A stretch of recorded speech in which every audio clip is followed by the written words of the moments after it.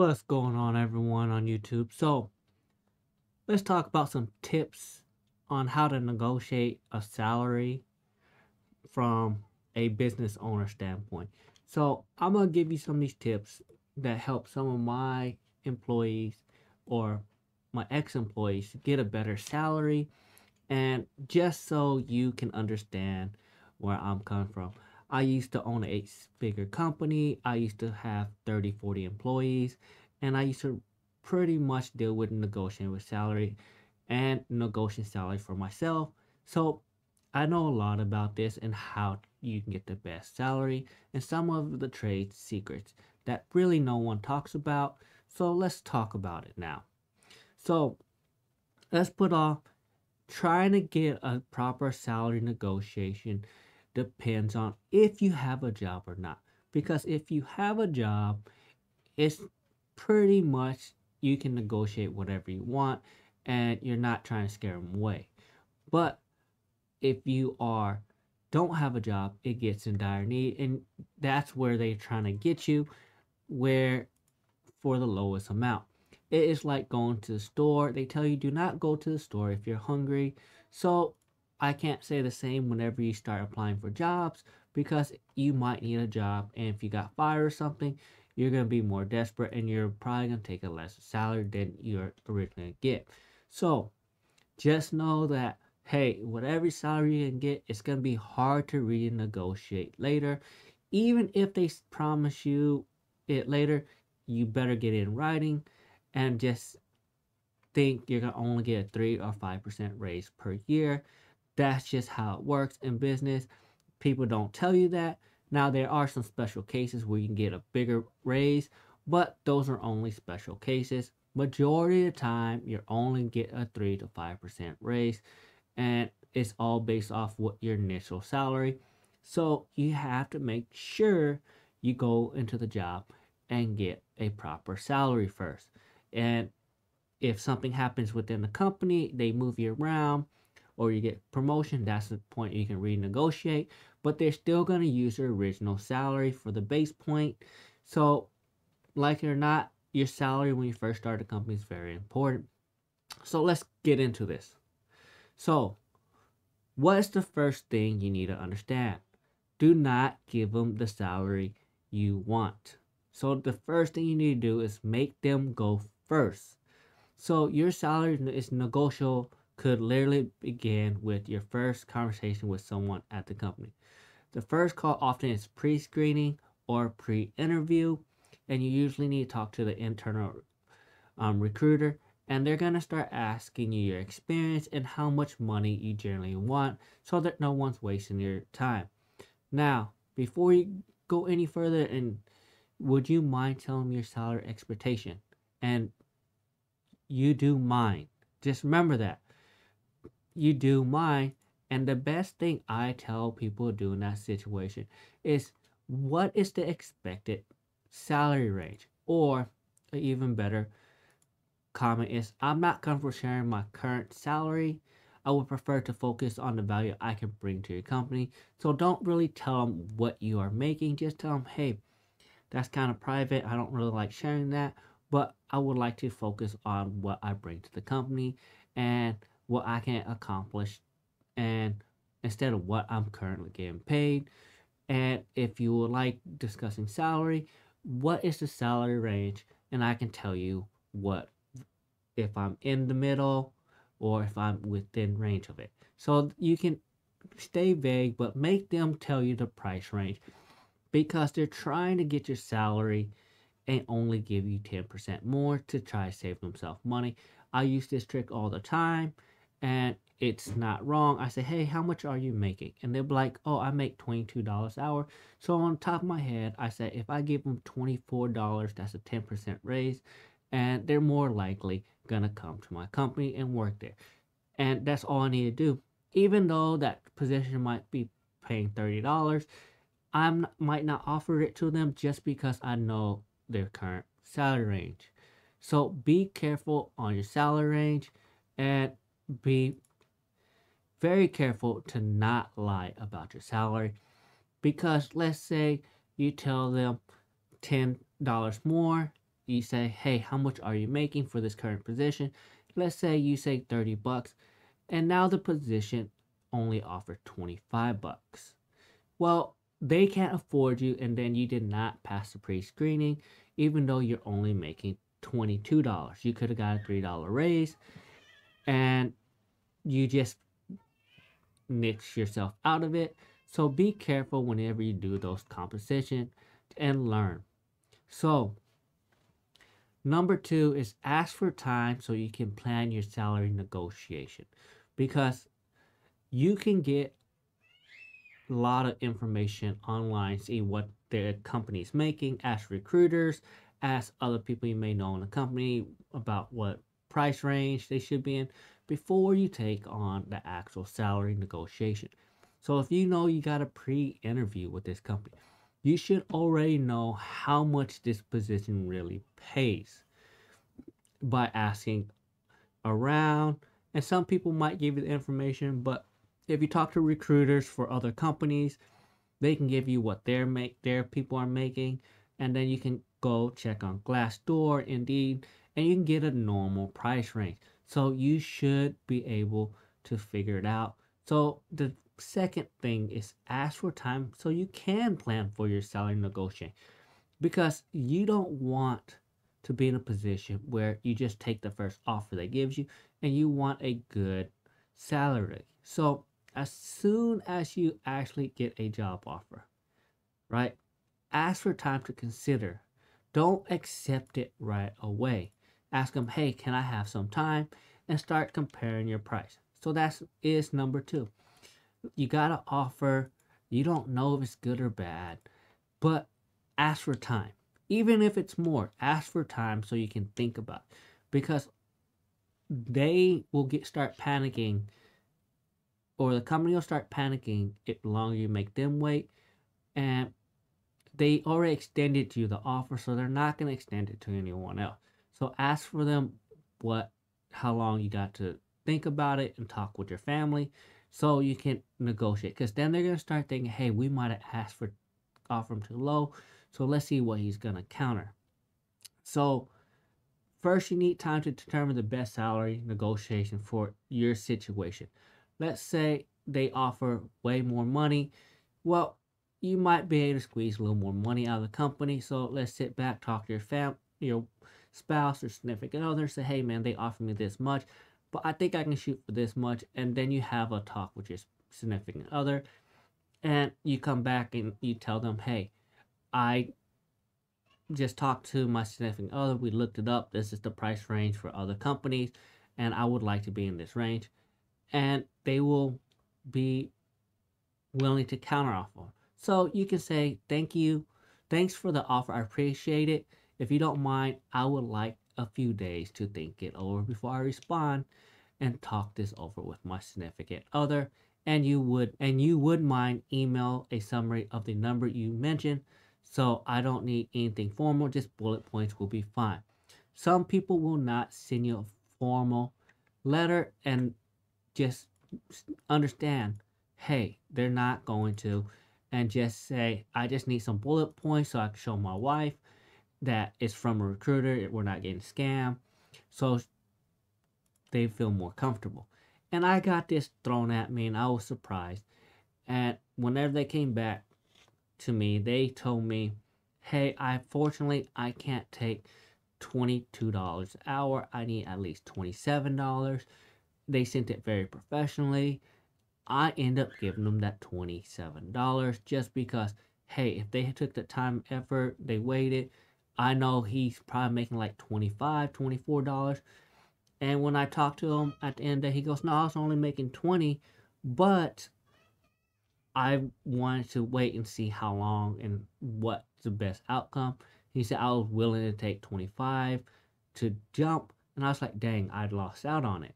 I could have gone for cheaper. So just remember, ask for time so you can do due diligence, so you can figure out how you want to negotiate with your salary.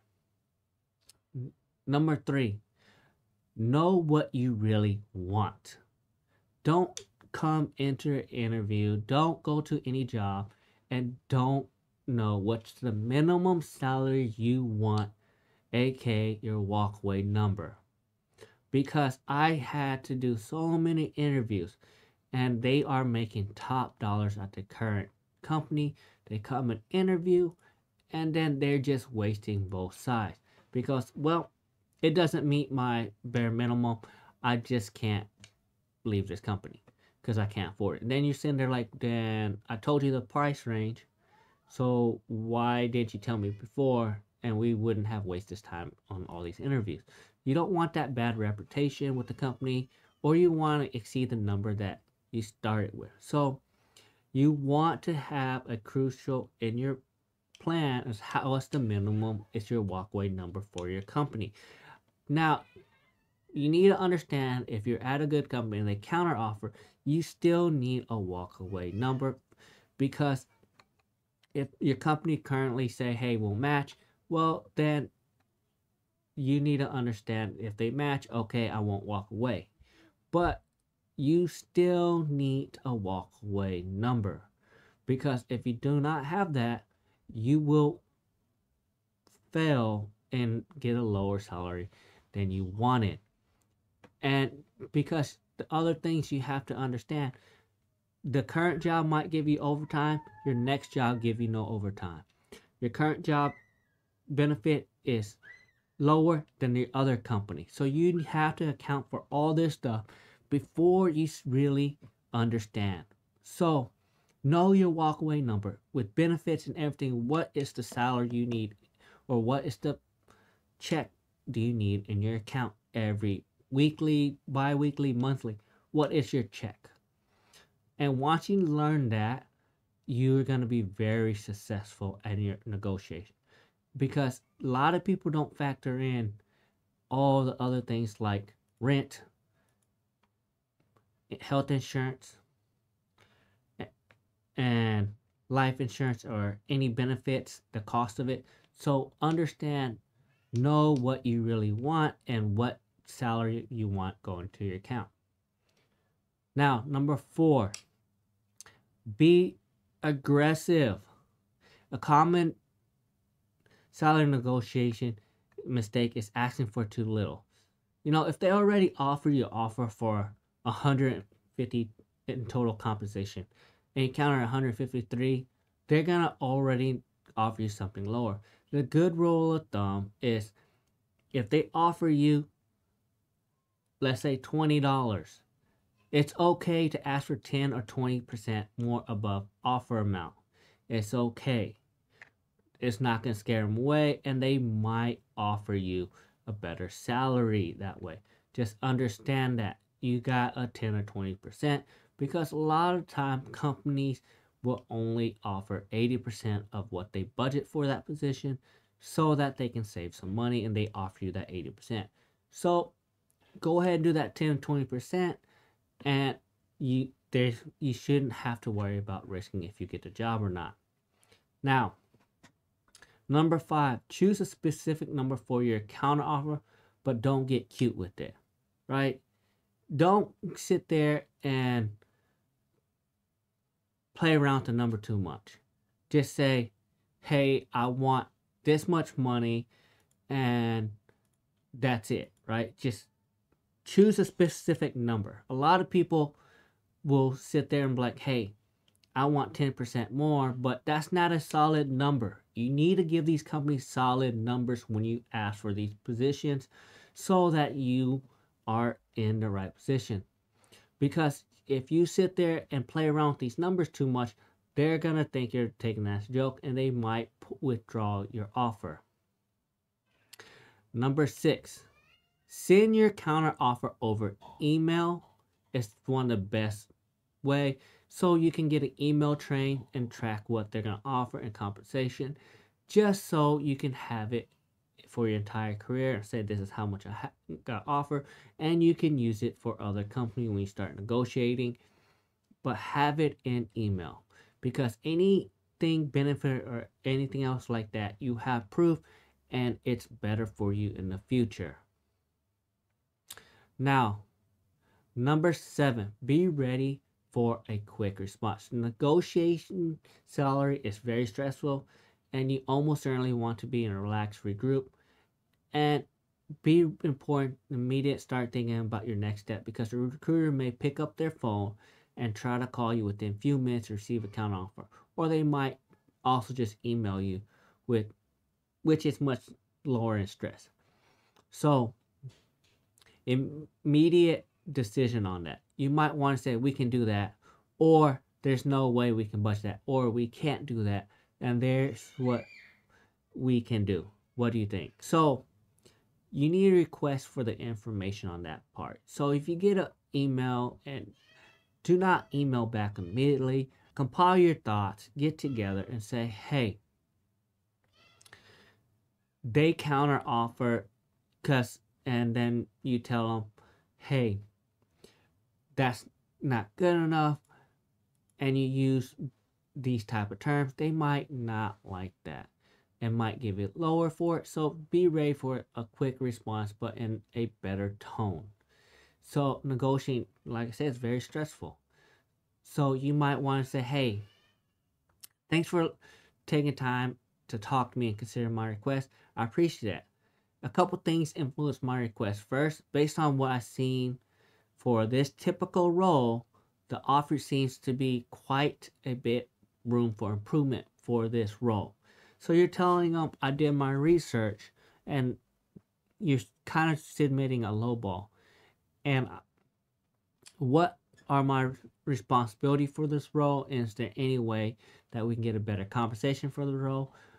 Because according to these other roles, I should be making this amount of money, and they will have a better understanding, and you might get a good response back.